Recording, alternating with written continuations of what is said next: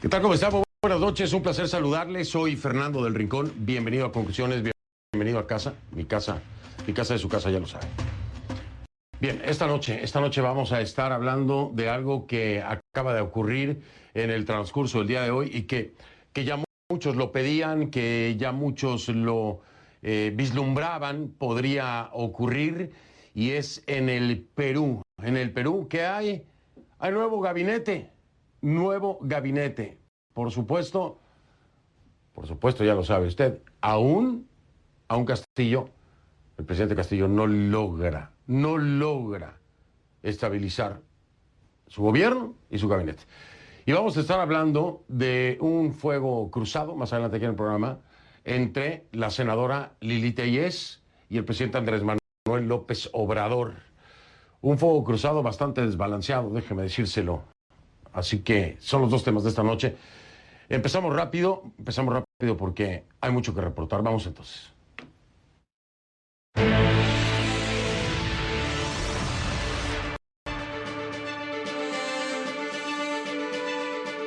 Señora Mirta Esther Vázquez Chuquilí. Juráis por Dios y estos santos evangelios. Le decía yo que el presidente de Perú, Pedro Castillo, juramentó hace instantes a su nuevo Consejo de Ministros, ¿sí? Nuevo Consejo de Ministros. Imagínese usted.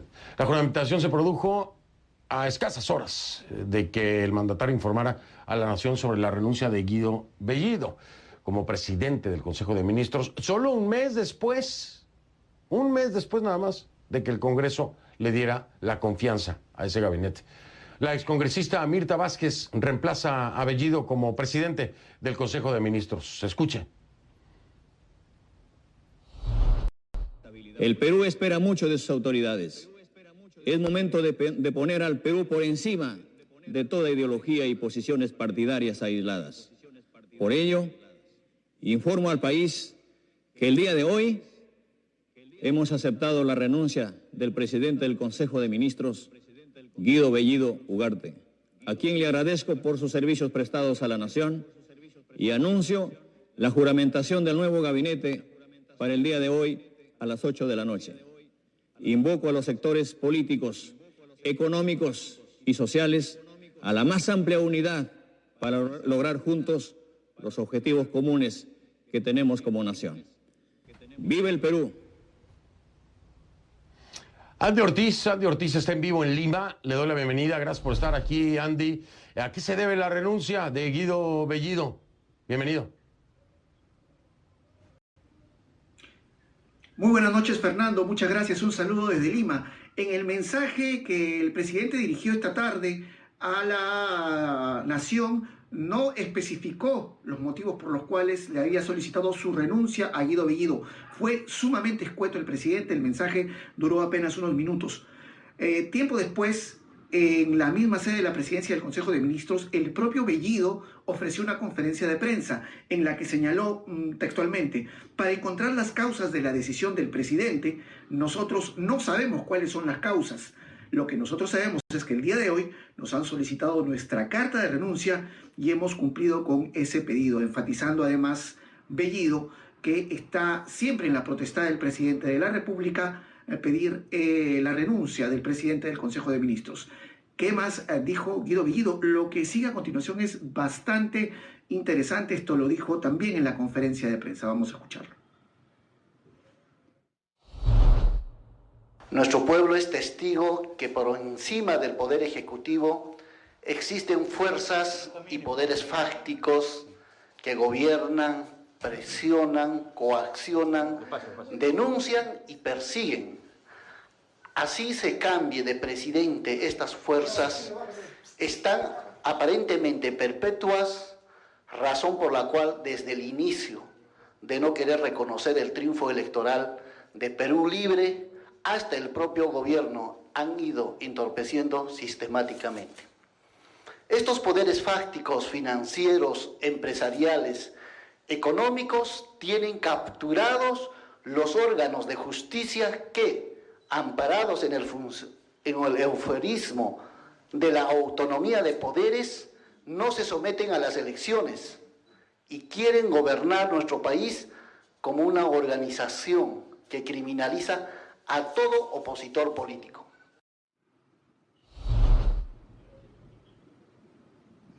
Bellido continuó en la aleación de esta idea, señalando que estas, las que señaló hace un instante, son las razones por las cuales la renegociación del contrato de Camisea, del gas de Camisea, los yacimientos del gas de Camisea, marcan un punto de quiebre entre un Estado entreguista y uno nuevo que debiera ser soberano. Es lo que dice Guido Bellido acerca de su salida a Fernando, y ahora se le presenta un nuevo reto político al presidente Castillo, pues la presidenta del Consejo de Ministros va a tener que buscar el voto de investidura del Congreso para poder ejercer su labor de manera constitucional. Y el vocero de la bancada parlamentaria de Perú Libre, Valdemar Cerrón, hermano del presidente del partido Perú Libre, Vladimir Cerrón, ha anunciado ya que no respaldan al nuevo gabinete nombrado por el presidente Castillo, Fernando. Inestabilidad. Y lo decíamos ya hace mucho tiempo aquí en el programa. El tema de la gobernabilidad, qué tan complicado iba a ser para Castillo. Bueno, pues ahí está, ya lo avisorábamos. Muchísimas gracias, Andy, que pases buena noche. Igualmente, Fernando, muy buenas noches. Muy buenas noches. Vamos con mi primer invitado sobre este tema.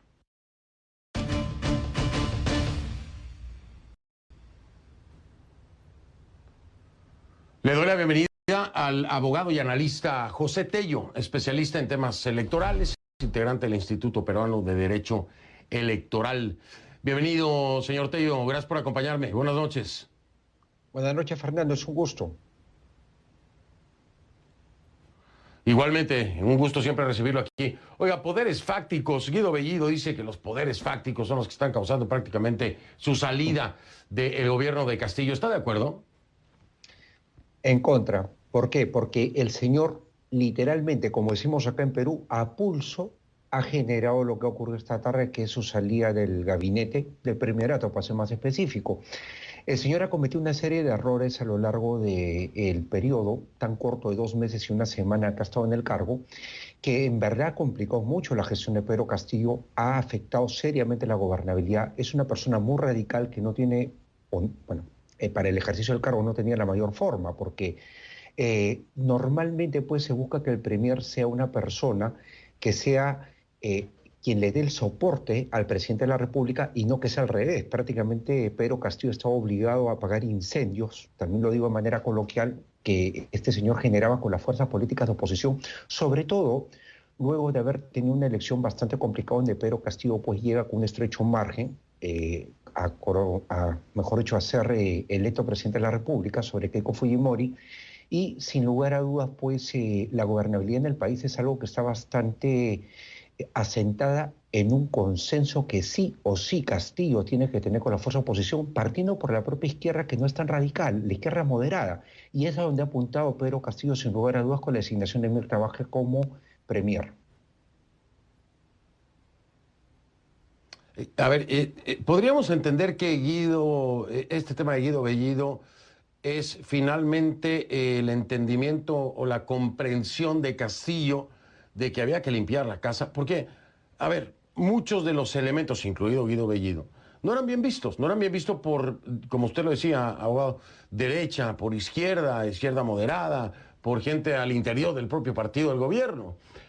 Finalmente podemos interpretarlo como que Castillo ha entendido que no era la forma para poder tener la gobernabilidad necesaria. Bueno, Castillo definitivamente con lo que ha hecho ahora está resultando convocante de fuerzas políticas, no solamente oposición, sino también aquellas de izquierda moderada que le pueden ser afines, y sin lugar a dudas ha dado un paso hacia la gobernabilidad del país, porque era el gesto que muchos demandaban, de que ponga pues término a un primerato que sin lugar a dudas no daba la talla. Lo digo de manera clara porque no había manera de defender ese primerato. Entonces, el señor Castillo, que hoy día tiene más bien en algunos sectores de la bancada de Perú Libre, que es el partido de oposición, a gente que abiertamente ha dicho que está ya en contra de él, que no respalda su nuevo gabinete, bueno, va a tener pues que hilar fino, ya con las demás fuerzas políticas, entender que parte de su bancada, porque ya se partió de esa bancada, va a apoyarlo, otra no, y lo que tiene que hacer es tender puentes para la gobernabilidad. Por eso es muy importante también su acercamiento hacia la izquierda moderada que la representa, en este caso la señora Mirta Vázquez, una persona que estuvo encargada, bueno, claro, porque estuvo de presidente de Congreso cuando Sagasti asume la presidencia de la República por encargatura, ella se encarga también de la presidencia del Congreso y demostró cierto talante político en la medida en que era una persona de consensos, como que hizo manejable la situación y tuvimos una etapa de transición bastante aceptable. Ya anticipaba yo en este programa, obviamente seguimos el proceso electoral, etcétera, usted me vio trabajando en esto, ¿no? Muy de lleno. Yo adelantaba que iba a haber un problema de gobernabilidad para Castillo, de gobernabilidad.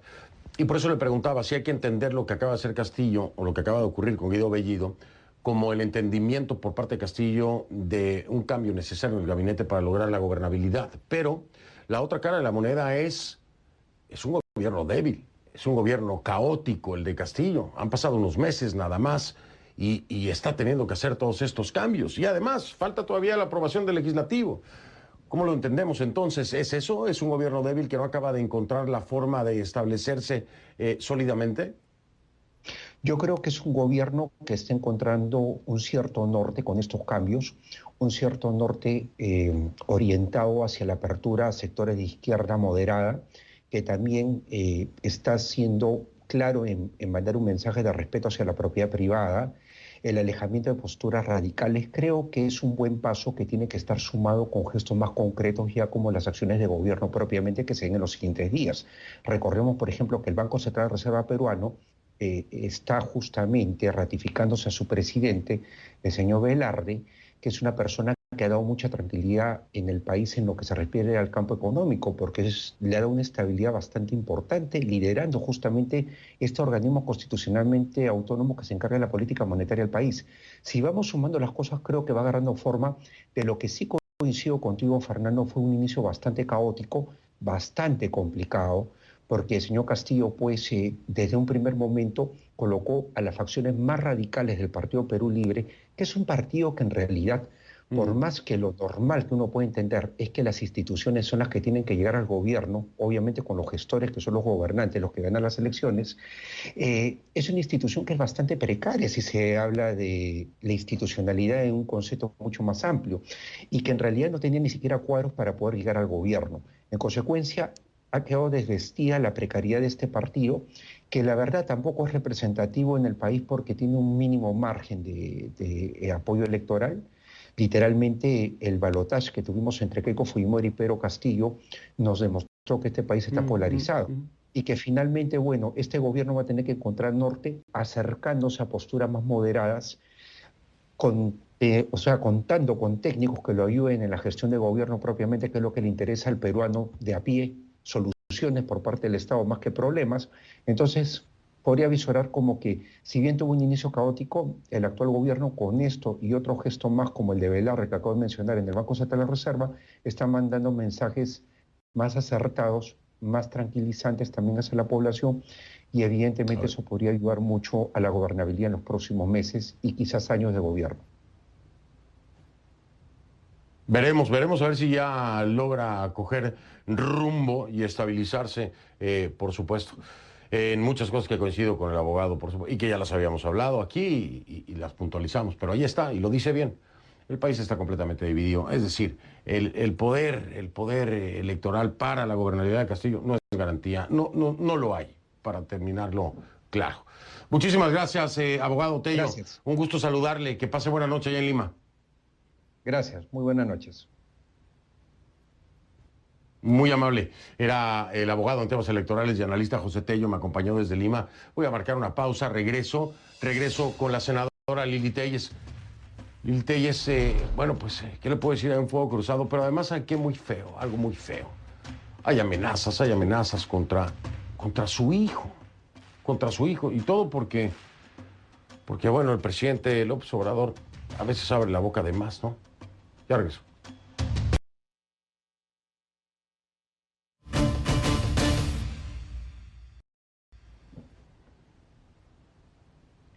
Le pido que a partir de este momento me acompañe utilizando la etiqueta numeral ConclutellesMX. El hashtag es ConclutellesMX.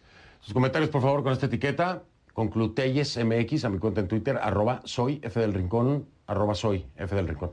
A ver, el presidente de México, Andrés Manuel López Obrador, quiere precios justos para el servicio de energía eléctrica. ¿Sí? Con ese fin, presentó entonces en la Cámara de Diputados una iniciativa de reforma, según dice, para fortalecer la Comisión Federal de Electricidad. Ahora, ¿qué tan factible es su aprobación y cuáles son los pros y los contras de su propuesta?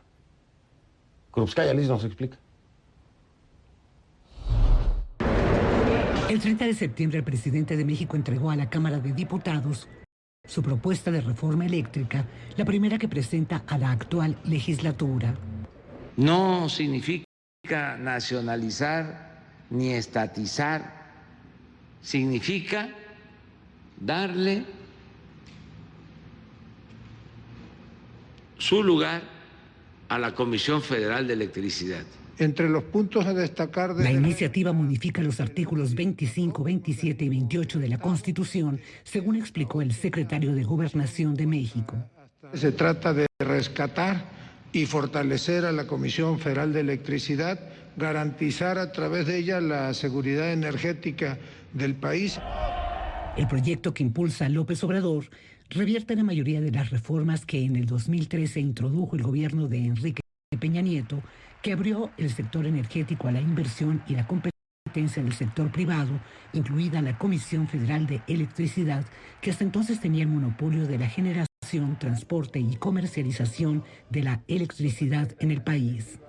La reforma de López Obrador incluye, entre otros puntos, los siguientes: que la Comisión Federal de Electricidad sea un organismo con personalidad jurídica propia, un organismo del Estado. Desaparición de filiales o subsidiarias anteriores de la Comisión Federal de Electricidad para dar paso a un solo organismo encargado de la generación, transmisión y distribución de la energía eléctrica. Desaparición de contratos conocidos como de autoabastecimiento. Grandes industrias, cadenas comerciales, tiendas de autoservicio, entre otros, tendrán que comprar la energía a la Comisión Federal de Electricidad y no podrán generar por su cuenta u obtenerla de otros proveedores. Desaparición de las Comisiones Nacionales de Hidrocarburos y Reguladora de Energía, así como el Centro Nacional de Control de Energía, que regula la entrega de electricidad al sistema y a las tarifas. Los minerales considerados como estratégicos como el litio no serán concesionados. Las concesiones ya otorgadas para la explotación de oro, plata y cobre no podrán ser utilizadas para la explotación y producción de litio.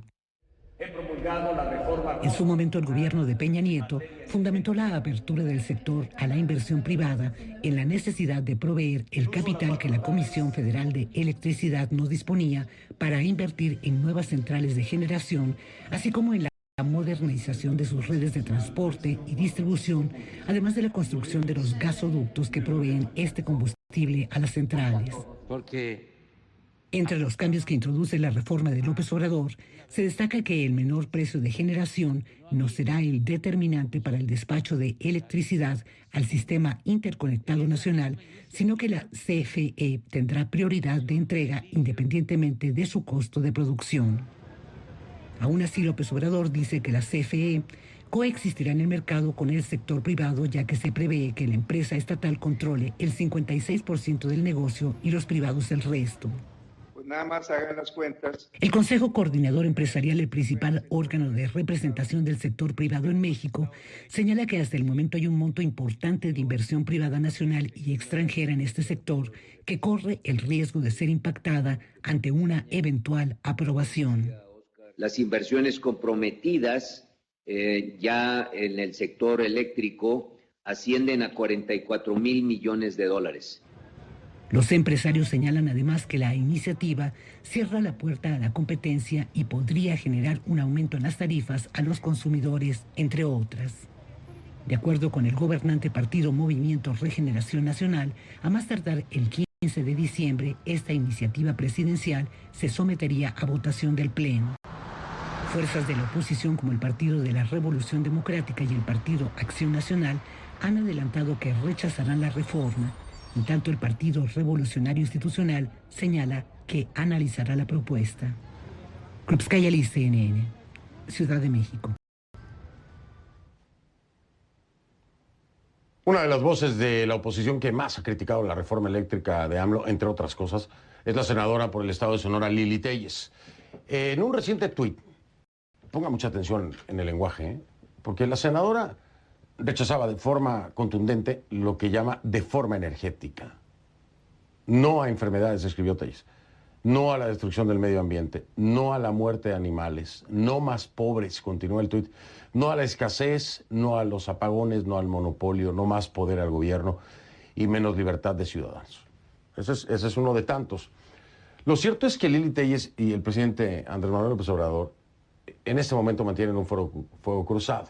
Entre comillas, porque ya hoy López Obrador trató, yo creo que, de salir a proteger imagen y suavizó un poco las cosas. Va mucho más allá de la reforma energética. El asunto llegó a tal punto que el presidente dice que no va a ir al homenaje que se le va a hacer a una legisladora, le trae la medalla Belisario Domínguez, porque dice que Lili Téllez convocó a que le falten al respeto en el Senado. Pero no es así. Escuche lo que dijo Andrés Manuel López Obrador. Presidente, solamente preguntarle sobre este último tema que decía, ¿quién es la legisladora que está haciendo esta convocatoria a hablar mal de usted durante esta posible ceremonia? La senadora Lili Téllez. Gracias, presidente. Retomando la pregunta de mi compañera. Que aclaro, tiene todo su derecho a manifestarse y expresarse. Pero yo también no puedo exponer la investidura presidencial y no voy a ir a que se me falte el respeto y se haga un escándalo. Imagínense. Pero qué necesidad. Bueno, ahí nada más para decirle al presidente, el escándalo ya se hizo, Digo, por eso no se había dado cuenta. Ahora, ¿qué es lo que decía Lili Téllez? ¿Es cierto que convocó a faltarle al respeto? No convocó a faltar al respeto. Lo calificó en el tuit, dice, el violador serial de la Constitución, el señor presidente López Obrador, vendrá al Senado la próxima semana. Es preciso hacerle frente. ¿Hacerle frente? ¿Hacerle frente a qué? A sus propuestas, hacerle frente a su forma de gobierno. Eso no es faltar al respeto. Para nada. Además, Lili Téllez lo tiene muy claro. Porque agrega que el presidente tiene la fuerza del Estado para calumniar y la fuerza militar para intimidar. Y es correcto. Pero que ella, en cambio, tiene la fuerza de la razón y la fuerza de la palabra para señalar sus constantes violaciones al mandato constitucional. Quien no conozca la historia podría pensar que fue siempre así. Pero no fue siempre así. Antes de la crítica dura hubo un idilio, por decirlo de algún modo. Hubo un tiempo en el que Lili Téllez y Andrés Manuel López Obrador posaban hombro con hombro en la foto. ¿Por qué? Porque Lili Téllez llegó al Senado de México como senadora por Morena. Luego en abril de 2020 dejó la bancada por diferencias con el partido para después pasar a formar parte de la bancada del PAN. Ella dice que esta foto da cuenta de una decisión equivocada que tomó porque no está de acuerdo con las posturas extremas. Pero López Obrador dice que en épocas de transformación no hay justo medio. Eso nos queda claro, ¿no? Son tiempos de definiciones, dice Andrés Manuel López Obrador. Bueno, Lili Téllez, la senadora, es mi invitada de esta noche.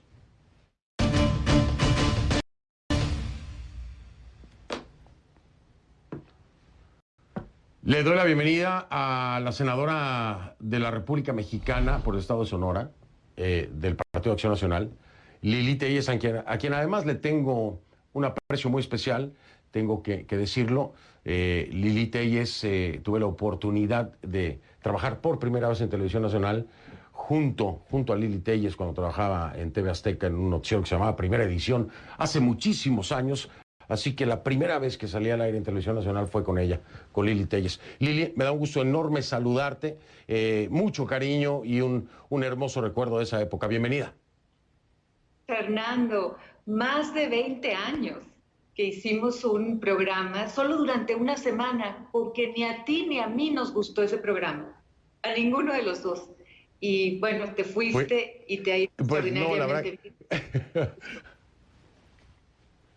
Sí, lo recuerdo muy bien, lo recuerdo muy, pero no hagas cuentas, Lili, por favor, 20 años ya suenan mucho.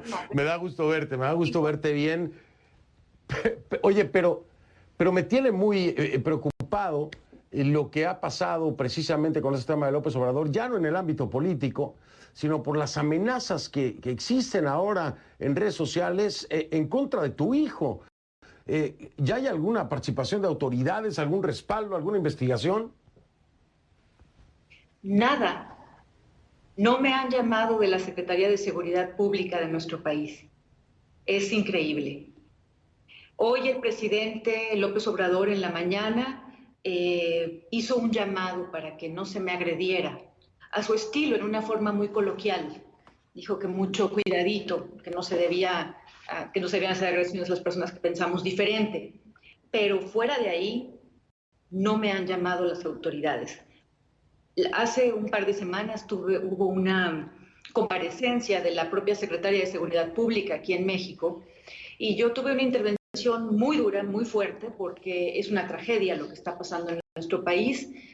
Aquí las fuerzas armadas, la fuerza pública simplemente no combate al crimen organizado, porque hay una política del presidente López Obrador, no es ni política, es una ocurrencia que le dice él, bueno, yo le digo ocurrencia y él la llama abrazos, no balazos. Y eso lo que implica es que las Fuerzas Armadas de México, la policía, la Guardia Nacional, no actúan contra el crimen organizado. Entonces, en esas comparecencias yo fui sumamente dura, sumamente clara, y no quiero pensar que esto sea una forma de cobrarse mi rudeza en el Senado de la República, pero sí es alarmante que no me hayan buscado todavía las autoridades.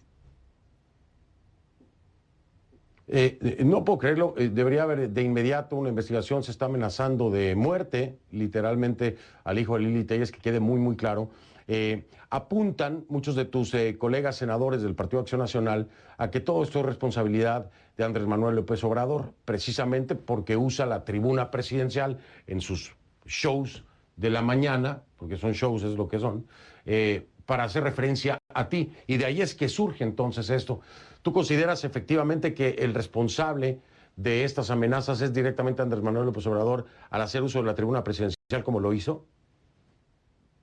Yo no quiero responsabilizar a alguien, porque en mi experiencia, en el momento en que tú dices de fulano es responsable si algo me pasa, pues van a actuar sus enemigos contra mí para hacerle daño a él. Entonces yo no lo quiero responsabilizar en esos términos. Sin embargo, sí es responsable de haberme puesto en el ojo público. En primer lugar, con una falsedad, porque yo no estaba convocando a que se le faltara el respeto. Simplemente yo manifesté en un tuit que es público que yo le iba a hacer frente en el Senado. ¿Y cómo se hace frente al primer mandatario en el Senado de la República, en cualquier Senado en el mundo? Pues con la palabra, pidiendo la palabra, abriendo el micrófono y expresándose. De eso se trataba, no es una grosería. Y él, durante 2 ocasiones, en su conferencia de prensa por las mañanas, que tiene el rigor de un evento oficial de gobierno, quiero decir, no es cualquier cosa, es un evento oficial que conlleva toda la legalidad y el peso del Estado mexicano. Él me difamó, me calumnió, dijo que yo estaba convocando a que se le hiciera una agresión al presidente. Entonces, sus seguidores y muchas personas que trabajan para él haciendo la comunicación y la propaganda de este gobierno empezaron a agredirme. Entonces, es una grave irresponsabilidad de un presidente de cualquier nación en colocar a otra figura pública, en este caso yo, como un enemigo y como alguien que lo va a agredir siendo falso. Y bueno, pues él no se preocupa por el alcance que tienen sus palabras, o tal vez no entiende el poder que conlleva y el daño que se nos puede hacer al señalarlos. Ahora, yo he recurrido públicamente, lo he dicho aquí en varias entrevistas, he pedido a su esposa, la doctora Beatriz Gutiérrez Müller, que se solidarice conmigo porque ella constantemente ha manifestado rechazo a las agresiones que se le hacen a su hijo y tiene toda la razón. Pero aquí estamos hablando de que el hijo del presidente López Obrador, su hijo menor, y ellos gozan de una escolta conformada ni más ni menos que por toda la Secretaría de la Defensa Nacional, quiere decir por todos los militares de este país, por la Secretaría de Marina, por todos los marinos y por toda la Guardia Nacional. Entonces, ellos no corren peligro. Quienes corremos peligro somos sus críticos. Yo creo, Lili, que Andrés Manuel López Obrador está perfectamente claro de la repercusión que tienen sus palabras. Le gusta ponerle la mirilla en la espalda a todos aquellos que disienten con sus políticas y con sus opiniones, no solamente a nivel político, sino también lo hemos visto con la prensa. Es una práctica constante que no creo, tengo una duda enorme de que Andrés Manuel López Obrador no lo sepa medir, no se dé cuenta del alcance. Me parece que lo tiene perfectamente calculado y lo hace con toda intención, aunque se hace así como que el loco, como siempre lo ha hecho. Deja marcar una pausa, Lili, y regresar contigo para seguir hablando unos minutos más acerca de esto. Y te lo voy a decir ahora, creo que la voz con mayor volumen en la oposición, hoy por hoy me parece que es Lili Téllez. Así que vamos a hablar acerca de eso, porque los demás están muy calladitos. Regreso en un momento con Lili Téllez, senadora de la República Mexicana por el Estado de Sonora y miembro del Partido Acción Nacional.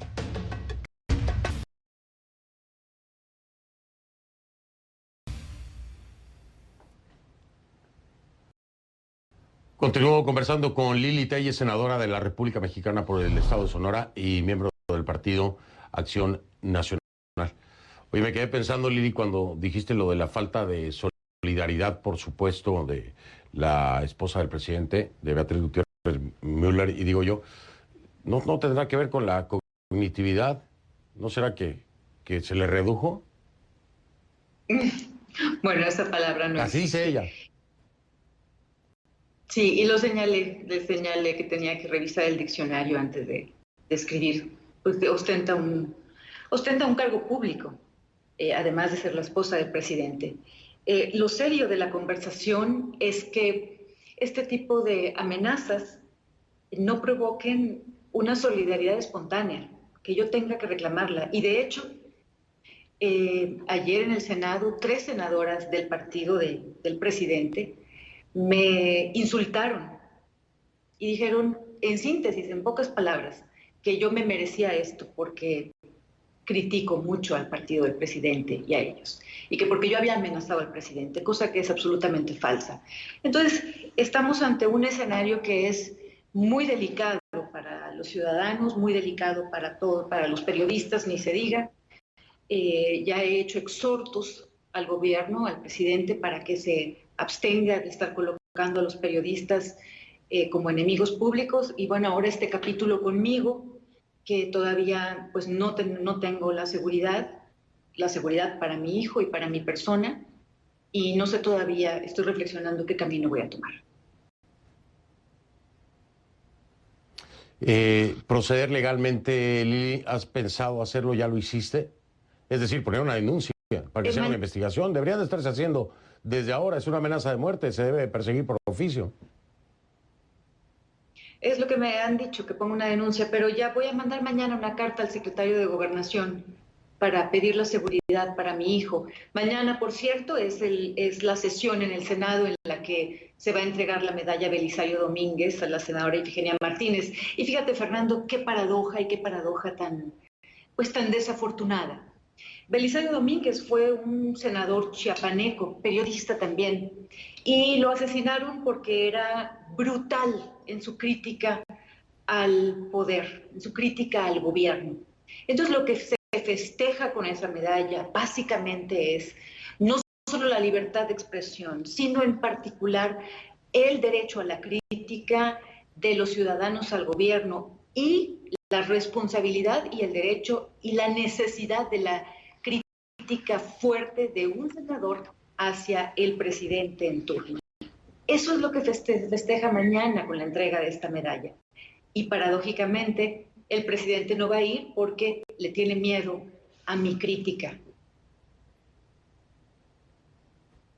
Y mira, para ser presidente tiene la piel muy delgada, Lili. Además, basta ver el último evento en uno de estos de sus recorridos. ¿Qué fue lo que pasó? Llegaron a reclamarle, le dieron portazo. Ahí sí que hizo el ridículo. Ahí sí que fueron a enfrentarlo. Ahí sí que la cosa se podía complicar mucho. Y bueno, ahora pues seguramente no quiere dar la cara porque pues hay reclamos desde un punto de vista del legislativo, en este caso de una senadora. Pero te digo, para mí, la piel muy delgada.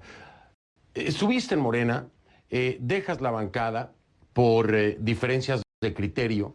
¿Cuál es el parteaguas, Lili? ¿En dónde dices, no, yo no puedo estar aquí, esto no es lo mío, no estoy de acuerdo? Bueno, yo no me afilié, fui como una candidata ciudadana, como candidata externa. Y fue casi desde el principio, Fernando, que en cuanto llegaron al poder, empezaron a hacer las cosas en sentido contrario del que el presidente había ofrecido en la campaña y de lo que a mí misma me habían platicado, con los argumentos que me habían convencido. En la campaña se mostraba un presidente, se mostraba un candidato, un López Obrador mucho más mesurado, más maduro, alegre, incluyente. Básicamente en la campaña se hablaba de que se tenía que hacer un gran movimiento plural. Esa fue la bandera, la pluralidad. Y por eso me invitaron, porque no soy de izquierda y era como una prueba de la pluralidad. Bueno, pues yo les creí y estando hartos como estábamos de la corrupción en este país, pues fui a apoyarlo. Pero cuando asumen el poder, hay un cambio radical y empiezan a hacer las cosas en sentido contrario. Un año y piquito después me salí y para mí la gota que derramó el vaso fueron dos gotas. Una fue el saludo del presidente López Obrador a la mamá del Chapo Guzmán y la segunda fue el que puso a un propagandista inútil al frente de la pandemia. Sí, ni me lo digas. Ni me lo digas, Lili, que aquí le he dedicado varios programas a López-Gatell. Voy a hacer una pausa, Lili, voy a regresar. Quiero que me des tu opinión en dos cosas. Primero, ¿tú estás convencida o no de que Andrés Manuel López Obrador va a buscar la reelección? Quiero que me des tu punto en torno a esto. Y algo que a mí, lo dije en redes sociales, lo externé, me tenía podrido. Era la visita de Nicolás Maduro a México y de Díaz-Canel de Cuba. Estos dos puntos para cerrar después de la pausa con Lili Telles, senadora de la República Mexicana por el Estado de Sonora, del Partido Acción Nacional. Ya.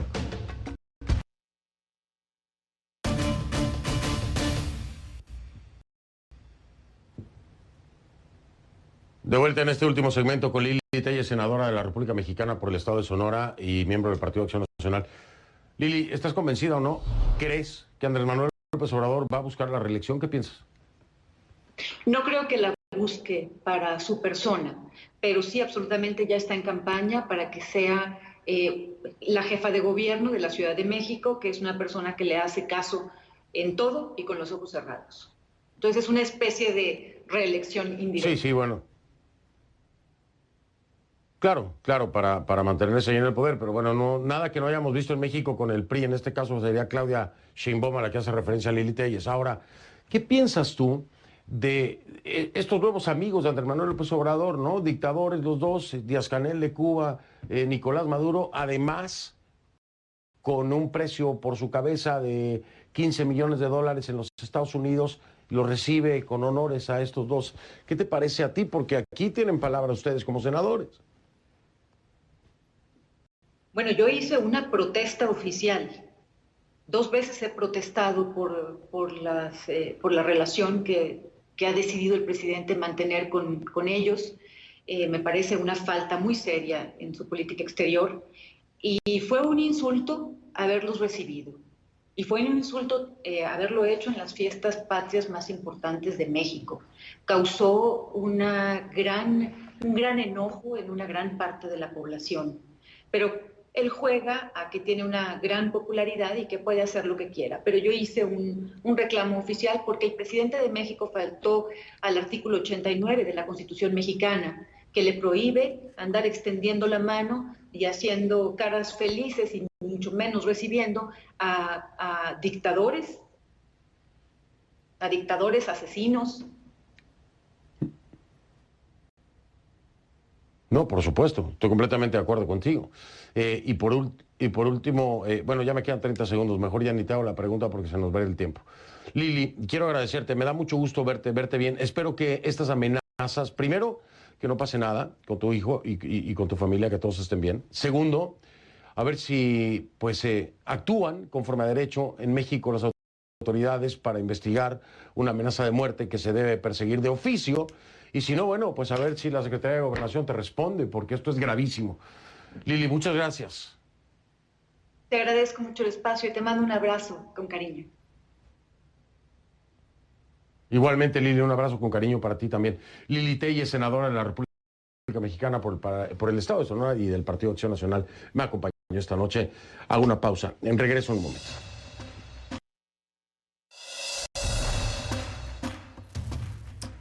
En Instagram me encuentran como F del Rincón en Instagram. Ahí los veo.